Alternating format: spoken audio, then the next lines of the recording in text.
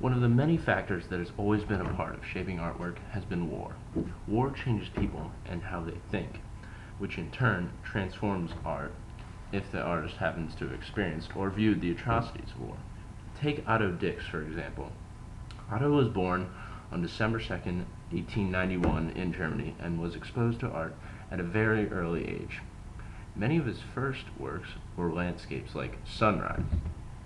Sunrise has this sense of a new beginning, as the sun rises over a dead and snowy landscape and overpowers the dark clouds which make way for the light the sun is giving off.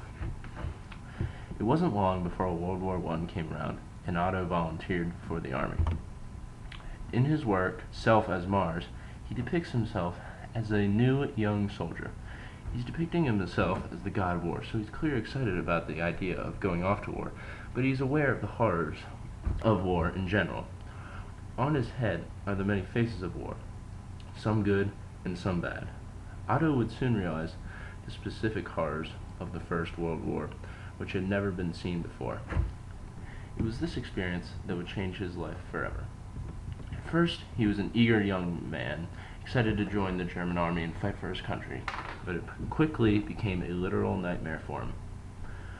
Otto often had a recurring nightmare where he crawled through destroyed houses under fire as a result of post-traumatic stress disorder. Otto shows the horrors which he experienced and his trauma in the Der Krieg cycle, which was 50 etchings, most of which depict the front lines of World War I, like Nocturnal Encounter with a Lunatic.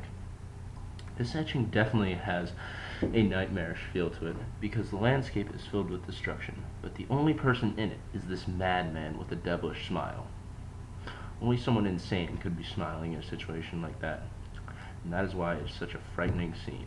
You are all alone with some lunatic who doesn't even look human. Many of Otto's etchings are similar to this in the sense that they capture the total destruction of landscapes in the aftermath of battles, and also capture the emotion of shell-shocked soldiers. Few of these etchings actually include combat, but one of my favorites does. It is called Stealth Patrol Attack, and in it, one soldier is stabbed by another stealthy soldier emerging from the shadows like a monster. I like it because the way the light is used really captures the terror of being stabbed out of nowhere. My absolute favorite, though, is a painting Otto made showing the absolute destruction of a landscape, which is called the War Triptych. In the left panel, soldiers march toward an imminent battle, and on the right, a soldier is helping the wounded, but the center is the masterpiece.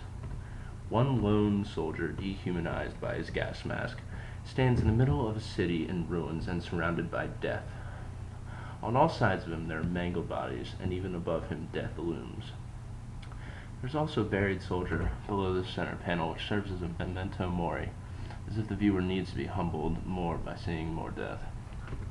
Overall, I think it is an amazing piece, and I love the beauty and destruction which I believe Otto also sees.